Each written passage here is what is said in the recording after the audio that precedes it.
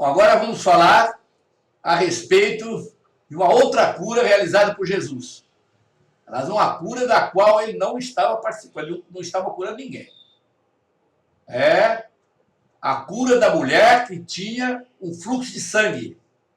Consta também no texto bíblico que Jesus caminhava à frente de uma grande multidão, né?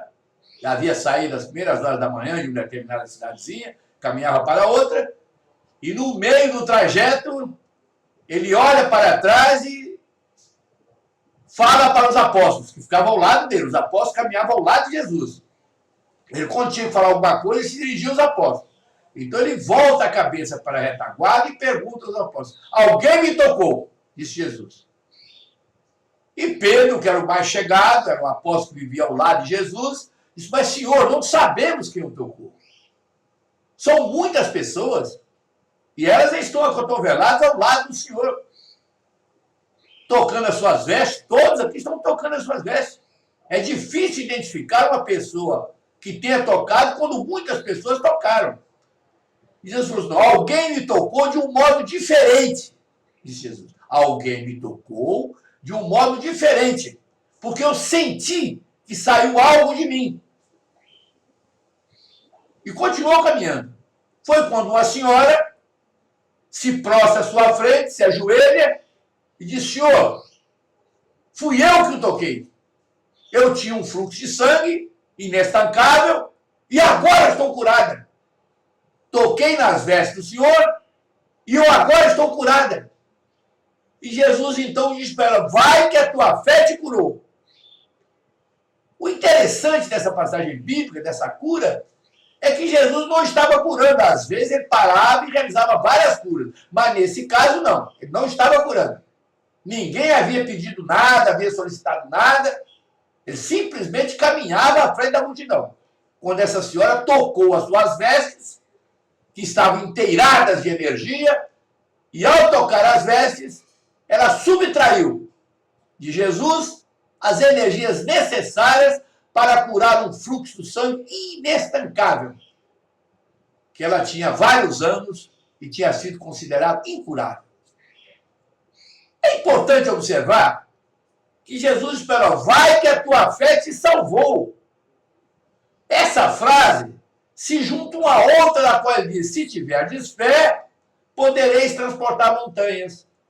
Então Jesus deixa claro nessa passagem bíblica, de uma forma cabal, de uma forma completa, que a nossa fé, através do nosso pensamento, através do nosso sentimento, através das nossas obras e experiências, podem fazer, sim, o resultado.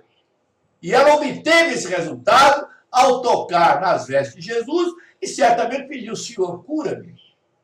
Eu acredito que o Senhor possa me curar. E realmente ela foi curada, tocando apenas nas vestes de Jesus. De outra feita, Jesus visita a casa de Pedro inesperadamente. E a sogra de Pedro estava com uma febre de mais de 40 graus há vários dias.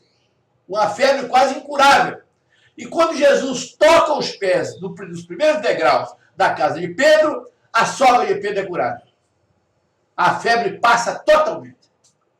Jesus, ao tocar os pés na escada da casa de Pedro, a casa se encheu-se de energias espirituais e a sogra de Pedro foi curada. Então Jesus tinha uma aura maravilhosa, uma aura humana. O que é a aura humana? A aura humana é um centro eletromagnético formado em torno de nós, através dos nossos pensamentos, dos nossos sentimentos e das nossas ações. E como Jesus era um espírito puro, puríssimo, a sua aura eletromagnética, o seu centro eletromagnético que envolvia o seu corpo físico, era algo totalmente radiante, né? Era composto de energia nuclear, né? Era composto de energias radiantes, dessas que provocam a cura, como a ultrassonografia, o ultravioleta, o infravermelho, o raio-x. Então é interessante observar que o estado puríssimo do Espírito de Jesus fazia com que ele pudesse curar sem mesmo que ele fizesse algum ato de sua parte. Só de tocar em Jesus, aquela senhora ficou curada. Tocar nas vestes de Jesus, ela ficou curada. decorrido 2000 anos. Não temos mais Jesus aqui conosco, não temos mais as suas vestes para que possamos tocar, mas podemos usar o pensamento e o sentimento, podemos tocar no pensamento de Jesus. Na medida que nós nos voltamos com os nossos pensamentos para Jesus, é como se estivéssemos tocando nas vestes dele. Subtraímos, sim, energias espirituais de Jesus para as nossas bazelas físicas e morais. Jesus continua curando, continua sendo o médico das almas, curando todas as pessoas que apelam para a sua bondade, para a sua caridade e para a sua solidariedade. Mas para isso, volto a dizer, estou sempre batendo na mesma tecla, precisamos mudar comportamento, precisamos mudar hábitos, precisamos mudar tendências, precisamos mudar pendores para que Jesus possa nos acalentar, possa nos envolver com essa aura maravilhosa e curar as nossas mazelas físicas e espirituais. É uma casa de oração, indo para a ilha, sempre eu passo em frente a essa casa de oração, e que tem um disco interessante. Jesus está voltando. Eu achei interessante porque ele nunca saiu daqui. Jesus nunca nos abandonou, nunca saiu, ele continua conosco aqui. Agora, é claro que ele só estará realmente conosco, na nossa casa, tanto física quanto mental, se clamarmos por ele, se pedirmos a sua presença. Eu lembro muito aquela frase de Paulo, quando ele era Saulo ainda, e que Jesus aparece para ele no caminho de Damasco, e dá uma sentença para Saulo. Saulo, Saulo, por que me persegues? Disse Jesus. Duro será para ti suportar os aguilhões, disse Jesus. O que seriam esses aguilhões? As dores, o sofrimento, as aflições, as reencarnações expiatórias, provacionais. Todos esses açoites estão sobre as nossas cabeças, como se fosse a espada de Damocles, o encarregado de dizimar os inimigos de Roma. Mas Saulo, totalmente cego diante da presença da luz de Jesus, faz uma pergunta histórica para Jesus. Eu acho que todo o acervo de aquisições, o fato de Paulo ter se tornado o maior seguidor de Jesus de todos os tempos, está contido na frase que ele faz a Jesus, a pergunta que ele faz a Jesus. Ele cego, prostrado por terra, pergunta a Jesus: Senhor Jesus, o que queres que eu faça? Saulo pergunta a Jesus o que ele queria dele. Quais eram as diretrizes que ele daria para que ele pudesse se recompor, pudesse reabilitar diante da vida, diante de Jesus. E Jesus, então, disse: vá até a cidade de Damasco, hospeda-se numa pensão e aguarda a presença de um emissário meu. No outro dia, o Ananias, que era um dos seguidores de Jesus, vai até a pensão e cura Saulo. E o aconselha a ir para o deserto meditar, e deu a ele o Evangelho de Jesus, escrito à mão. Ele então vai, e a partir dali ele se recompõe e se torna o maior seguidor de Jesus de todos os tempos. Então Jesus está à nossa disposição, pronto para curar as nossas dores, os nossos sofrimentos, as nossas aflições. Mas precisamos perguntar a ele: o que queres que eu faça? Me dê as diretrizes. Faça com que eu possa ser uma pessoa decente, uma pessoa ética, uma pessoa que cumpre com os deveres, com as ordenações humanas, uma pessoa que convive pacificamente com os outros, que é calmo, que é tranquilo, que é sereno, que é solidário, que é compartilhado, uma pessoa que não tem ódio, não tem rancor, não tem ressentimento, não tem raiva, não tem ciúme, não tem maledicência. Então precisamos nos tornar essa pessoa ajustada ao Evangelho de Jesus. Porque se não nos ajustarmos ao Evangelho de Jesus, não vamos a lugar nenhum. Seguir Jesus, todo mundo segue, mas de longe. Esse é o problema. Seguimos Jesus de longe. E o Paulo afirma nas suas cartas: quem segue Jesus de perto, nova criatura é.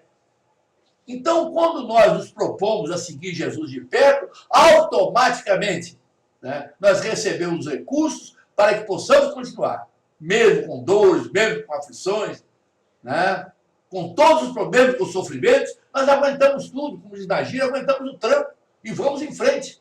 Né? Não há obstáculo para nós. Vencemos todos os obstáculos. Agora, sem Jesus, sem Deus e Jesus, nós não somos nada. Ficamos à deriva. Né? Uma pessoa que não é chegada à prece, não é chegada ao recolhimento, não é chegada ao silêncio, não é chegada à oração, não tem religiosidade, é uma pessoa perdida. Fica totalmente à deriva, como se fosse um barco em alto mar, aguardando cada vez, passa a tempestade, vem outra. Passa a tempestade, vem outra. Ficamos ao relento, né? Totalmente imobilizados pelas atrações inferiores da vida material. Aí, sem religião, sem prece, sem recolhimento, sem culto lá, sem nada. Somos atraídos para quê? Para o álcool, para o fumo, para o jogo, para as drogas. Somos atraídos para a sexualidade inferior.